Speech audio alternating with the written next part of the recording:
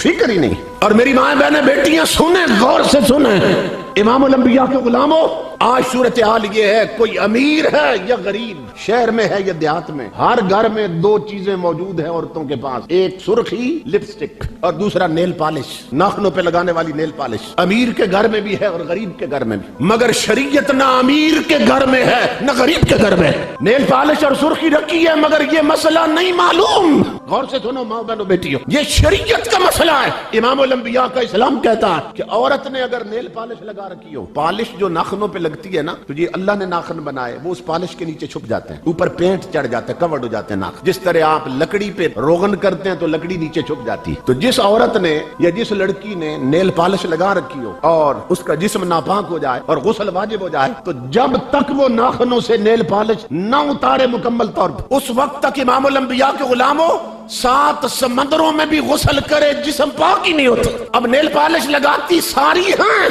मगर शरीयत का ये मसला जानती कितनी है, कितनी औरतें जानती हैं शरीयत का ये मसला। और जिनकी शादियों को, जवान लड़के गौर से सुने, जिनकी शादियों को 6 महीने हो गए या साल हो गया ना, तो उनकी जो बीवियां हैं, चूंकि अभी अभी शादी हुई है ना, 6 महीने हुए, साल हो, वो नेल पॉलिश नाखूनों से उतरने ही नहीं देती, वो अगली अभी फीकी नहीं पड़ती, ऊपर और लगा देती। यानी 6 महीने हो गए, पॉलिश नहीं उतरी, साल हो गया शादी, पॉलिश नहीं उतरी नाखूनों से, जिस्म हुआ 1000 बार नापाक साल में, और गुस्ल नहीं हुआ नबी की शरीयत के मुताबिक एक बार भी, जिस्म कितने नापाक हो गए। और वही औरतें इतने नापाक जिस्म के साथ आटा गूंथती हैं, आटा उन्हीं हाथों से रोटियां पकाती हैं, और घर के बुजुर्ग खाते हैं जो बेचारे मस्जिद चले जाते हैं। घर में एक ही तो बुजुर्ग रह गया, वो जो मस्जिद जाता है। अब ऐसे नापाक हाथों की रोटी खाकर उसके सीने में जो रोशनी है वो भी खत्म हो जाती है। कितने लोग हैं जो मुस्तफा की शरीयत का ये मसला जानते हैं। और दूसरी चीज इमामुल अंबिया के गुलामों, सुर्खी लिपस्टिक। सबसे पहले ये राज मालूम हुआ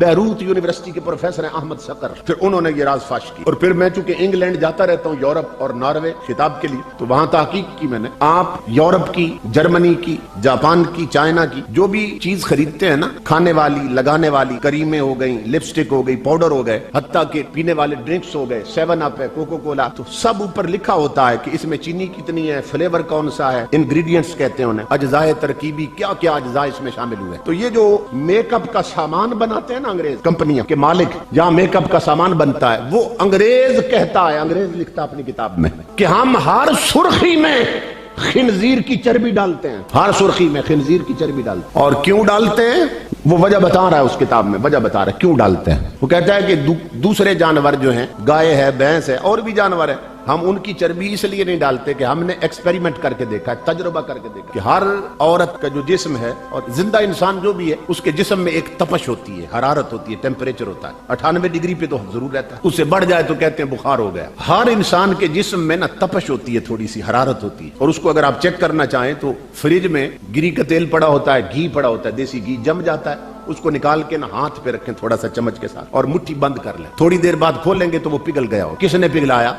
जिस्म के अंदर जो तपश होती है ना हर इंसान के, उसकी वजह से वो पिघल गया। तो अंग्रेज कहता है कि बाकी जानवरों की चर्बी हमने सुर्खी में डाल के तजुर्बा किया है कि जब औरतें यहां लगाती हैं तो उनके जिस्म की तपश और टेम्परेचर की वजह से वो मेल्ट हो जाती है, पिघल जाती है, फिर होठों पे रुकती नहीं है। और हमने तजुर्बा करके देखा है कि तन्हा खिंजीर ऐसा जानवर है कि जिसकी चर्बी इंसानी जिस्म की तपश से पिघलती नहीं है, इसलिए हम हर सुर्खी में डालते हैं। अब बात समझ आई क्यों डालते हैं।